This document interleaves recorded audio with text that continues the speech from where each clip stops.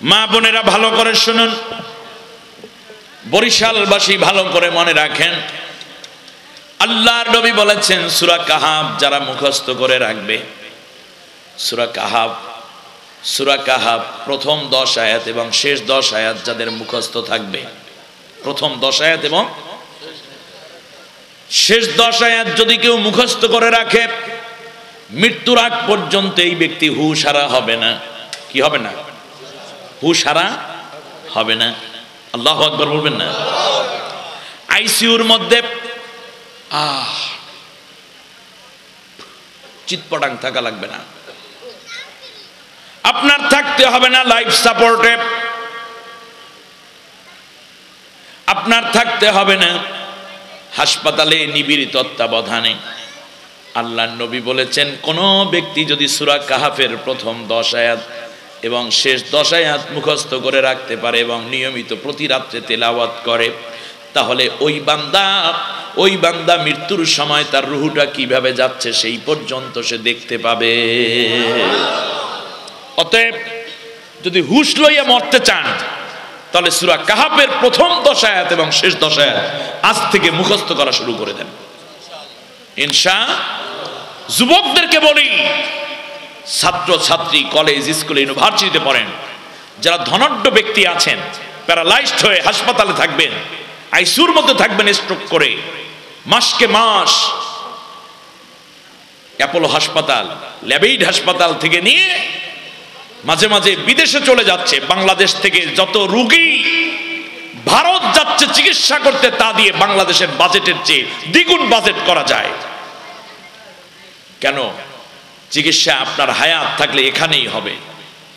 বাংলাদেশের ডাক্তার যথেষ্ট সক্ষম, চিকিৎসা ব্যবস্থা যথেষ্ট উন্নত, কিন্তু দুঃখজনকভাবে আমার দেশের সরকারে যারা ঊর্ধ্ব মহল আছে, কেউ একটা হাসি দিলি হাসি দেয় এখানে, কাশিটা দেয় ওখানে যাইয়া। এই জন্য দেশের মানুষ বিব্রত, ঠিক কিনা কর? দেশের চিকিৎসা ব্যবস্থা উন্নত করেন। মালয়েশিয়ার প্রেসিডেন্ট মাহাথির মোহাম্মদ এখন সাবেক হয়েছেন, তার একটা অসুস্থতা আসলো, বলল তাকে চিকিৎসার জন্য আমেরিকা যেতে হবে। তিনি আমেরিকাতে গেলেন না, বরং তার 20টা ডাক্তারকে, 20 জন ডাক্তারকে আমেরিকার যে ইউনিভার্সিটিতে এই চিকিৎসার পড়া হয় সেখানে তিনি পাঠিয়ে দিলেন। 6 মাস পর্যন্ত তারা পড়ালেখা করে তারপরে মালয়েশিয়া ফিরে এসেছে, হাসপাতাল তৈরি করেছেন, তারপরে এই 20 জনে তার চিকিৎসা করেছে। এই না দেশপ্রেম? একটু চোখের ব্যথা বিদেশে, শরীরের মধ্যে একটু চুলকানি বিদেশে, নাকের মধ্যে একটু গিটগিট করে বিদেশে। কেন? আপনারা বিদেশে যাবেন, আমরা বিদেশে যেতে পারি না, আমাদের জন্য কি আছে করার? বাংলাদেশের সব মানুষ যদি বিদেশে যাওয়ার যোগ্যতা লাভ করে, তাহলেই কেবল সরকারে যারা আছেন তাদের উচিত বিদেশে যাওয়া। আমাদেরকে কষ্টে রেখে আপনারা উন্নত চিকিৎসার জন্য কেন যান? কিসের উন্নত? মানুষ হিসাবে সবাই সমান, ঠিক কিনা বলেন? দায়বদ্ধতা আজ ভুলে যাচ্ছে মানুষ। শুনুন যে কথা আমি বলছিলাম, আল্লাহর নবী বলেছেন যেই ব্যক্তি সূরা কাহাফের প্রথম 10 আয়াত এবং শেষ 10 আয়াত মুখস্থ করে রাখবে এবং নিয়মিত প্রতি রাত্রে তিলাওয়াত করবে। তিলাওয়াত করতে হয়তো 3-6 মিনিট লাগবে টোটাল, এর বেশি লাগে না। এই ব্যক্তি মৃত্যুর সময় কোনো হুঁশ হারা হবে না। আল্লাহ রব্বুল আলামিন তাকে তরতাজা অবস্থায় দুনিয়া থেকে বিদায় করে নিবে। এই আমলটা আমরা সবাই করতে পারি কিনা? ইনশাআল্লাহ। জীবনে কত কিছু মুখস্থ করেছেন, এখন থেকে এটা আমি মনে করি দ্বিতীয় যেই ফজিলত, আল্লাহর নবী বলেছেন যেই ঘরে সূরা কাহাফ তিলাওয়াত হবে সেই ঘর আগুনে পুড়বে না। শোনেন নাই? সে ঘর আগুনে পুড়বে না, বন্যা জলোচ্ছ্বাসে ভেঙে নষ্ট করে ফেলবে না, ভূমিকম্পে সেই ঘর ধসে পড়বে না। অতএব এই নিয়ামতপূর্ণ যদি সূরাটা পেতে চান তাহলে আপনাকে অবশ্যই আলোচনাটা শেষ পর্যন্ত শুনে যেতে হবে। তৃতীয় উপকার, মহামারী এখন যেটা আছে করোনার ভয়াবহতাটা আমি বোঝাই। শুনুন, এখনো পর্যন্ত বিশ্বে করোনার কোনো টিকা কিংবা ঔষধ প্রতিষেধক আবিষ্কার হয়নি। এটা হলো সবচেয়ে বড় কষ্টের বিষয়, আতঙ্কের বিষয়। লন্ডন এবং আমেরিকার চিকিৎসকরা বলেছে, আমরা করোনার ব্যাপারে গবেষণা করতে বসলাম, আমাদেরকে যদি 1.5 বছর সময় দেন তাহলে 1.5 বছর পর বলতে পারবো করোনার চিকিৎসা কি হয়। ততক্ষণে রোগীর কি শেষ, 3 দিনের মধ্যে শেষ হয়ে যাবে রোগী। করোনা ভাইরাসের আক্রমণটা এরকমই। শুনুন, এই করোনা ভাইরাসের ফলে চায়না থেকে শুধু নয়, তাম দুনিয়া থেকে যেই দেশেই করোনা, তাদের বিমান আর ওড়ে না, সে দেশের অন্য কোনো বিমান আসে না, যায় না। চায়নার মতো একটি বিশাল রাষ্ট্র, যারা তাম বিশ্বকে ডমিনেট করত, পরিচালনার যোগ্যতা রাখে, হাজার হাজার ট্রিলিয়ন ডলার যাদের রাষ্ট্রীয় খাতে জমা, যারা তাম বিশ্বকে ধরাকে সরা জ্ঞান করা শুরু করেছে, আজ চায়না ভিখারির মতো হাত পেতেছে, আমাদেরকে সাহায্য করো, আমরা শেষ। স্কুল কলেজ ইউনিভার্সিটি বন্ধ, পার্লামেন্ট বন্ধ, অফিস আদালত বন্ধ, দোকানপাট বন্ধ, ঘর বাড়ির দরজা বন্ধ, সব কিছু। মানুষ জনশূন্য, প্রায় 150 কোটি মানুষের বসবাসকারী চায়না মনে হয় যেন একটা ভিন্ন দানবপুরীতে পরিণত হয়েছে। কেউ বাইরে নাই, হ্যান্ডশেক করে না, কেউ কাউকে চুমা দেয় না। গত 14ই ফেব্রুয়ারি 2019 সালে $1 বিলিয়ন শুধু খরচ করেছে কিছু যুবক যুবতীকে একত্রে এনে একে অন্যকে চুমা দেবে এই জন্য। এমনকি আপনারা আশ্চর্য হবেন, বিশ্ব ভালোবাসা দিবসের নামে বেহায়া দিবসে এত বেশি মদ সেদিন তারা ব্যয় করেছিল, পান করেছিল, যা রেকর্ড করেছে। এত নষ্ট একটি রাষ্ট্র। এক ছেলে আর এক মেয়ে দুইজনে মিলে একটানা 72 ঘন্টা একে অন্যকে চুমা দিয়ে রাখছে, এই জন্য গিনিস বুকে নাম উঠছে। কত বড় হারামি। আর এই গত 14ই ফেব্রুয়ারি যে গেল 2020 সাল, সন্তানকে বাবা মা চুমা দেয় না, বাবা মাকে সন্তান চুমা দেয় না আদর করে, স্বামী স্ত্রীকে চুমা দেয় না, স্ত্রী স্বামীকে চুমা দেয় না, কারণ চুমার মাধ্যমে এটা ছড়ায়। আল্লাহ কাটাপ করেছেন কিভাবে, আপনারা বুঝতেছেন না কথাগুলো। চতুর্থ উপকার হচ্ছে বাড়িতে বদজিন, শত্রুতা এবং হাজার রকমের দুরাচার, ডাকাত, চুরি যদি বন্ধ করতে চান, সূরা কাহাফ পড়ে ঘুমান। সারা রাত পাহারা দিবে আল্লাহর ফেরেশতারা, সুবহানাল্লাহ। পঞ্চম উপকার হলো, আল্লাহ নবী বলেছেন একটা সূরা কিয়ামতের দিন বান্দার জন্য সুপারিশ করবে, আর সেই সূরাটার নাম হলো সূরাতুল কাহাফ। সূরা কাহাফকে যে ভালোবাসে, সূরা কাহাফ তার জন্য সুপারিশ করে জান্নাতে নিয়ে যাবে। এ হলো 5টা উপকার। আমি আপনাদের উদ্দেশ্যে ছোট করে যে বিষয়টা দিতে চাই, আমি মনে করি 5 কারণে চায়নায় করোনা এসেছে। কয় কারণ? 1 নম্বর কারণ হচ্ছে, এই পৃথিবীতে আল্লাহ রাব্বুল আলামিন যেই বিষয়গুলোকে হারাম করেছেন, যেই জিনিসগুলোকে, দ্রব্যগুলোকে, ঠিক সেইগুলোকেই চায়নার লোকেরা বেশি খেয়েছে। যেমন শুয়োর, হালাল না হারাম? হারাম। রক্ত, কুকুর, বিড়াল, ইঁদুর, সাপ, ব্যাঙ, বাদুর, এরকম যত হারাম আছে সবগুলো তারা খেয়েছে। 1। দ্বিতীয় হচ্ছে, তারা সবচেয়ে বেশি বেপরদা জাতিতে পরিণত হয়েছে। আল্লাহ রাব্বুল আলামিন বলেছেন কোরআনের মধ্যে, ওয়াকারনা ফি বুয়ুতিকুন্না ওয়ালা তাবাররাজনা তাবাররুজাল জাহিলিয়াতিল উলা। আল্লাহ রাব্বুল আলামিন বলেন, হে নারীরা, তোমরা ঘরের মধ্যে অবস্থান করো, বিনা প্রয়োজনে বাইরে যেও না। আর বাইরে যদি যেতে হয় তাহলে বোরকা পরেই পর্দা পুশিদা সহ বের হও। আহারে ওই জাহেল নারীরা জাহেলদের মতো চইল না, বেশ্যাবৃত্তি যারা করে তাদের মতো খোলামেলা শরীর নিয়ে চলো না। চায়নায় পর্দাকে শুধু বাদই দেয় নাই, বরং পর্দানসীনা নারী যারা তাদের উপর অত্যাচার করেছে। ওখানে 2,13,00,000 মতো মুসলমান আছে। দুঃখজনকভাবে ওখানে পর্দাকে তারা নিষিদ্ধ করেছে। কেউ নামাজ পড়তে পারবে না, নামাজ না পড়ার জন্য তারা মসজিদগুলো ভেঙে দিয়েছে। আজান দেওয়া যাবে না, রাষ্ট্রীয়ভাবে নিষিদ্ধ করেছে। রোজার থাকতে পারবে না, কেউ জোর করে তাদেরকে ইফতার করে দিনের বেলা খাইয়ে দিচ্ছে। সব বন্ধ করে দিয়েছে। এবার শুনুন, আল্লাহ রাব্বুল আলামিন বলেন ঘরে অবস্থান করতে আর বাইরে গেলে পর্দা পুশিদা করে যেতে। ওরা ঘরে থাকা পছন্দ করে নাই, পর্দাকে চরম নিষিদ্ধ করেছে রাষ্ট্রীয়ভাবে। এখন খেয়াল করে দেখুন, এখন করোনা থেকে বাঁচার জন্য মাস্ক পরতেছে, মাথা ঢেকে রাখতেছে, হাত পা জম্মের মতো মাস্ক পরে ঢেকে রেখেছে। আহারে সব জায়গায় গ্লাভস পরে রেখেছে। এখন দেখুন একটা ছেলে না মেয়ে, পুরুষ না নারী তাও বোঝা যায় এমন ভাবে ঢেকেছে। পর্দা তো করলা, আল্লাহর ভয় করুণাময়ের ভয়ে করলা না, করোনার ভয়ে করলা, ঠিক না? ভয় করা উচিত ছিল কাকে? করুণাময়কে।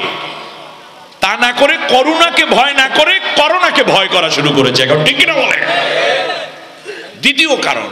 তৃতীয় হচ্ছে উরুগুয়ে মুসলমানদের উপরে তারা চরম 10 লক্ষাধিক মুসলমানকে শেষ করে দিয়ে টার্গেট করেছে। শুধু তাই না, তারা যে জঘন্য কাজটা করেছে, মুসলমান নারীদেরকে অন্য ধর্মের লোকদের সাথে থাকতে বাধ্য করেছে। স্বামীটাকে অ্যারেস্ট করে নিয়ে গেছে, ওই রুমের মধ্যে ঢুকাইয়া দিয়েছে জালেমদেরকে। চতুর্থ কারণ হলো মায়ানমারে যে হত্যাকাণ্ড হলো, মায়ানমারে মুসলমানদের উপরে যে চরম নির্যাতন হলো, এই নির্যাতনের সাথে চায়না সরাসরি জড়িত, অস্ত্র দিয়েছে, সৈন্য দিয়েছে, এরকম প্রমাণও আছে। মুসলমানদেরকে তাড়াইয়া দিয়ে হত্যা করে, তাদেরকে জেনোসাইড করে, ধর্ষণ করে, খুন করে, উল্লাস করে করে যেই জায়গা মুসলমানদের, রোহিঙ্গা মুসলমানদের যেই জায়গা, ওই জায়গাগুলোকে নিয়ে গেছে, তারা নিয়ে গেছে তাদের বাণিজ্যিক প্রতিষ্ঠান গড়ার জন্য, বাণিজ্যিক এরিয়ার জন্য নিয়ে গেছে। আল্লাহ তাআলা এই জন্য তাদের উপর একটা গজব দিয়েছেন। পঞ্চম এবং চূড়ান্ত যেই ঘটনাটি আমি দেখি তা হচ্ছে চায়না সরকার ঘোষণা করেছিল আজ থেকে নিয়ে মাত্র 2 মাস, মানে 1 মাস 20 দিন আগে, অ্যাটলিস্ট 50 দিন আগে তার ঘোষণা ছিল এই কোরআন, মুসলমানদের কোরআনকে আমরা এইরকম কোরআন রাখবো না, আমাদের মতো করে কোরআনকে সেটআপ দিয়ে বানিয়ে দেব। এর মধ্যে অনেক আয়াতকে আমরা বাদ দেব, কিছু কিছু আয়াত ঘুরাইয়া ফিরাইয়া লেখাইয়া তারপর সেটা তাদেরকে পড়তে বাধ্য করব। আল্লাহ রাব্বুল আলামিন বলেন ইন্না নাহনু নাযালনা যিকরা ওয়া ইন্না লাহু লাহাফিজুন। কোরআন নাজিল করেছি আমি, আর এই কোরআনের সংরক্ষণের পূর্ণ দায়িত্ব আমি আল্লাহ নিয়েছি। কোরআনের দিকে হাত যখন বাড়িয়েছে তখনই কোরআন তাদের দিকে নাজিল, তখন করোনা তাদের দিকে নাজিল হওয়া শুরু হয়ে গেছে, ঠিক কিনা বলেন? এই পৃথিবীতে গজবের যতগুলো দিক আমরা দেখি, আল্লাহ রাব্বুল আলামিন নমরুদকে এই পৃথিবী থেকে বিদায় করে দিয়েছিলেন, ইব্রাহিম আলাইহিস সালামকে বিজয় দিয়েছেন। কি পাঠিয়েছিলেন বলেন? মশা। আরে মশা যদি এই মুহূর্তে আল্লাহ পাঠাতেন, চায়নারা একদিনের মধ্যে মশার এমন মেশিন আবিষ্কার করত, মশার 14 গোষ্ঠী শেষ। আবরাহা বাদশাকে ধ্বংস করার জন্য আল্লাহ রাব্বুল আলামিন পাঠিয়েছেন কি? আবাবিল পাখি। এরা গুলি কইরে করে আবাবিল পাখি শেষ করত, বিমানে উঠে যাইতো, তারপর মারতো আবাবিল। আল্লাহ রাব্বুল আলামিন বললেন তোরা যেমন আধুনিক হইছো, আমি রোগ পাঠাইলাম অত্যাধুনিক, দেখা যাবে না, ধরা যাবে না, ছোঁয়া যাবে না, ধরবে তো মরবি, ঠিক কিনা বলে? তাহলে এই করোনা ভাইরাস থেকে যদি আপনি মুক্তি পেতে চান, তাহলে আপনার যে আমলটা করতে হবে, সে আমলটার নাম কি বলেন তো দেখি? সূরা কাহাফের কি পড়তে হবে? প্রথম 10 আয়াত এবং শেষ 10 আয়াত পড়তে হবে। আপনারা পারবেন ইনশাআল্লাহ? বলেন ইনশাআল্লাহ। প্রথমে পড়তে থাকেন, কয়দিন পর এমনি মুখস্থ হয়ে যাবে। আল্লাহর নবী এরকম বিপদ আসলে আর একটা দোয়া পড়তেন, বলেন আল্লাহুম্মা ইন্নী আউযু বিকা মিনাল বারাস ওয়াল জুনুন ওয়াল জুজাম অমিন সাইয়্যিল আসকাম আল্লাহুম্মা ইন্নী আউযু বিকা মিনাল বারাসি ওয়াল জুনুনি ওয়াল জুজামি অমিন সাইয়্যিল আসকাম। এই দোয়াটা এবং এই সূরা কাহফের প্রথম এবং শেষ 10 আয়াত সরকার চিন্তা করেছে এই দুর্যোগ থেকে বাঁচার জন্য স্কুলগুলো বন্ধ করে দিবে। আমার প্রস্তাব, স্কুল বন্ধ করবেন না, কলেজ বন্ধ হবে না, ইউনিভার্সিটি বন্ধ হবে না, বেপরদা বন্ধ করুন, বেহায়া বন্ধ করুন, অশ্লীলতা বন্ধ করুন, ছেলে মেয়েদের উন্মাদনা বন্ধ করুন, তাদের নৈতিক চরিত্রবান করে তুলুন। আর আগামী এক সপ্তাহের মধ্যে পড়া কলেজ, ইউনিভার্সিটি, প্রাইমারি, হাই স্কুলে অন্য কোনো পড়া দরকার নাই। পড়া থাকবে শুধু একটাই, পুরস্কার ঘোষণা করুন, কে আগে পারো সূরা কাহফের প্রথম 10 শেষ 10 আয়াত মুখস্থ করো, আর এই দোয়াটা তোমরা পড়ো। এই জন্য এক সপ্তাহ খোলা রাখেন, বাংলাদেশ নিরাপদ হয়ে যাবে সম্পূর্ণ প্রাকৃতিক দুর্যোগ এবং বালা মুসিবত থেকে। কামের কামনা বন্ধ করে দিয়ে কি হবে? বন্ধ করে দিয়ে কি হবে? আমার ভাইরা খেয়াল করুন, আল্লাহ রাব্বুল আলামিন কি চমৎকার করে আমাদেরকে পন্থা শেখাচ্ছেন। তাহলে বোঝা গেল এমন অবস্থা এখন আর মুসাফা করে না, মুসাফার মাধ্যমে এটা ছড়ায়, হাসির মাধ্যমে ছড়ায়, কাশির মাধ্যমে ছড়ায়, চুমার মাধ্যমে ছড়ায়। এখন দেখলাম চায়নারা একজন আরেকজনের সাথে হ্যান্ডশেক করে, পায়ে একজন আর পায়ে আগে আরেকজন একজন লাত্তি মেরে, পায়ে লাত্তি করে, এগুলো তাদের মুসাফা। ঘরের মধ্যে দরজা বন্ধ, খেয়ে না খেয়ে তারা এই 1 মাস অবধি রয়েছে। কিন্তু মজার ব্যাপার হচ্ছে করোনা ভাইরাসে এত বেশি আক্রান্ত চীন হলেও সেখানে 2,13,00,000 মুসলমানের একজনও করোনা ভাইরাস আক্রান্ত হয় নাই। আরেকটু জোরে বলেন, আরেকটু জোরে বলেন। কারণ আজকে চায়নার সরকার প্রধান, মন্ত্রী পরিষদ, আইন শৃঙ্খলা প্রশাসনের লোকেরা তারা সবাই মুসলমানদের বাড়িতে বাড়িতে যাওয়া শুরু করে দিয়েছে। তারা গিয়ে দেখতেছে করোনা ভাইরাস, বলতেছে হাত মুখ ধুইতে হবে বেশি বেশি। মুসলমানদের উপর 5 বার দৈনিক এই হাত পা ধোয়াকে আল্লাহ ফরজ করে দিয়েছেন, যার নাম ওযু। সুবহানাল্লাহ। তোমরা যেই মাস্ক ব্যবহারের কথা বলো, এটা তো আমাদের উপর আল্লাহ ফরজ করে দিয়েছেন নারীদের জন্য, ঠিক কিনা কান? শুধু তাই না, তারা আজ খুঁজে খুঁজে দেখতেছে তাদের খাবার দাবারের মধ্যে কোনো হারাম নাই। শুয়ার খায় না, তারা দেখলো তোমরা কি খাও, বলে আমরা গরু খাই, ছাগল খাই, উট খাই, দুম্বা খাই, হাঁস খাই, মুরগি খাই, এগুলো খাই, আমরা কবুতর খাই। তারা বলল যে এখন থেকে শুয়ারগুলো সব মেরে ফেলবো, চায় না, আমরা ভারত থেকে গরু আমদানি করব। যেই ভারতে গরু হত্যা করা নিষিদ্ধ, আর চায়নার বিশাল মার্কেট আল্লাহ খুলে দিয়েছেন এই হালাল প্রাণীর জন্য। খুব গুরুত্বপূর্ণ 3-4টা কথা আমি আজকে বলবো ইনশাআল্লাহ। দ্বিতীয় হচ্ছে আপনার শুনে খুশি হবেন, যখন তারা দেখলো যে মুসলমানরা কি করে না, মুসলমানরা মারা যাচ্ছে না। বিগত মাত্র 18 দিনের একটা রিপোর্ট আমি আপনাদেরকে দেই, সেটা হচ্ছে আজকে 19 দিনের দিতে পারতাম, এখানে নেট ভালো নাই, আর নাহলে 19 দিনের রিপোর্ট আমি দিতে পারতাম। আমি গতকালকে পর্যন্ত দেখেছি 2,98,783 জন অমুসলিম চাইনিজ ইসলাম গ্রহণ করে মুসলমান হওয়ার সৌভাগ্য অর্জন করেছে। কারণ তারা দেখছে করোনা থেকে বাঁচার জন্য একমাত্র ঔষধ হচ্ছে ঈমান। কি মুনাফেক মার্কা ঈমান নাকি? না, ঈমানদার হতে হবে। 2,98,783, এই সংখ্যাটা কি কম? মাত্র 18 দিনে, মাত্র। আমার মন বলছে আগামী 1 বছর যদি চায়নায় এই করোনা থাকে, তাহলে টোটাল চায়নার 3/2 জনগণ ইসলামের ছায়া তলে চলে আসবে। কারণ কেউ তো মরতে চায় না, চাই কি?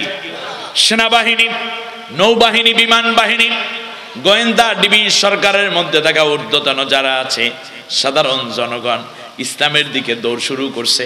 এখন তারা নামাজ পড়া শুরু করেছে। ওই 10 লক্ষ উরুগুয়ের মুসলমান যারা নির্যাতিত ছিল, তাদেরকেও ছেড়ে দেয়া শুরু করে দিয়েছে। এখন বলতেছে আমরা এখন আর হারাম প্রাণী খাবো না, যেগুলো ইসলাম হারাম করেছে সেগুলো আমরা খাবো না। আমার বন্ধুগণ, সেই জায়গা থেকে নিয়ে আমরা চলে আসি করোনা ভাইরাসে আক্রান্ত হওয়ার পরে এখন ভারতে যে নির্যাতনটা যাচ্ছে এর সাথে করোনা ভাইরাসের একটা কি মিল আছে?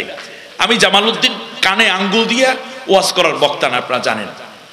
আমি নাক চোখ কান খোলা রেখে কথা বলি। আল্লাহর কোরআন এবং নবীর হাদিসের মধ্যে যা আছে সেই কথাগুলো আমাদের জানা উচিত, ঠিক না বলেন? ভারতে বর্তমানে কাশ্মীরে চরম নির্যাতনের পরে এই মোদী সরকার এখন তার আইন বাস্তবায়ন করার জন্য ভারতে কোনো মুসলমান থাকতে পারবে না এত তাড়াতাড়ি। 750 বছর একটানা মুসলমানরা ভারত শাসন করেছে হিন্দুদেরকে নিয়ে, ঠিক কিনা বলেন? হাজার হাজার মসজিদ মাদ্রাসা করেছে, কিন্তু তাদের মন্দিরগুলো ভাঙে নাই, ভেঙেছে। 750 বছর টার্গেট করে করে যদি তারা হিন্দু বিদ্বেষী হতেন শাসকরা, মুসলমানরা, তাহলে অবশ্যই মাইক্রোস্কোপ দিয়ে খুঁজে হয়তো একজন হিন্দু ভারতে পাওয়া যেত না, মন্দিরগুলো একটাও থাকতো না। কিন্তু না, ইসলাম সেটা বলে নাই, এজন্য তাদেরকে যত্ন করেছে। 750 বছর যত্ন করলো মুসলমানেরা, আর এখন মাত্র 72 বছর, 1947 থেকে নিয়ে 2020, মাঝখানে মাত্র 72, 73 বছর, 75 বছর। মাত্র এই কয়টা দিন যেতে না যেতে দাদা তোমার গর্ভপাত হয়ে গেল, আর পারো না মুসলমানদেরকে রাখতে। মনে রাখবেন, ভারতের সরকার, মোদী সরকার, জালেম সরকার, খুনি সরকার, গুজরাটের মহাখুনি যদি চিন্তা করে যে মুসলমানরা মনে হয় ভারত নিয়ে ষড়যন্ত্র করছে, তাহলে ভুল। তার কারণ ভারত তো হিন্দুদের না, ভারত তো মুসলমানদের।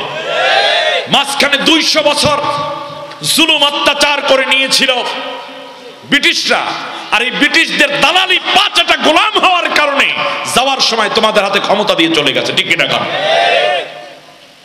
এজন্য আমি বলবো, ভারতের মধ্যে মুসলমানদের, আমার আলোচনার দ্বিতীয় দিক,